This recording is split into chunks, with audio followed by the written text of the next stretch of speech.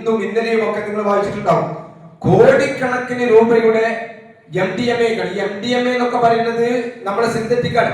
അതുപോലെ തന്നെ മെറ്റാഫെറ്റാമൈൻ എന്ന് പറഞ്ഞ ഒരുപാട് സാധനങ്ങളുണ്ട്.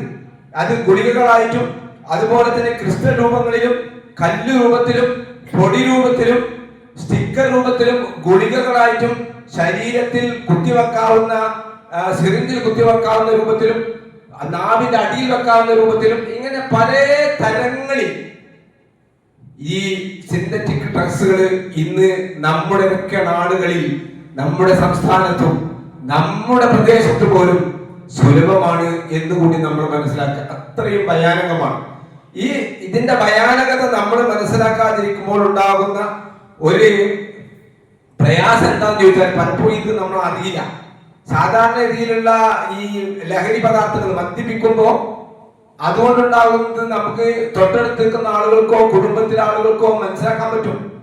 അയാളുടെ കണ്ണ് ചോക്കാൻ സാധ്യതയുണ്ട്, വാസന ഉണ്ടാക്കാൻ സാധ്യതയുണ്ട്, അയാളുടെ വിയർപ്പിന് നാറ്റം ഉണ്ടാകും സാധാരണ മദ്യം കഴിച്ചിട്ടുണ്ടെങ്കിൽ. പക്ഷെ ഈ സിന്തറ്റിക് ഡ്രഗ്സുകൾ കഴിച്ചിട്ടുണ്ടെങ്കിൽ ആർക്കും അറിയില്ല.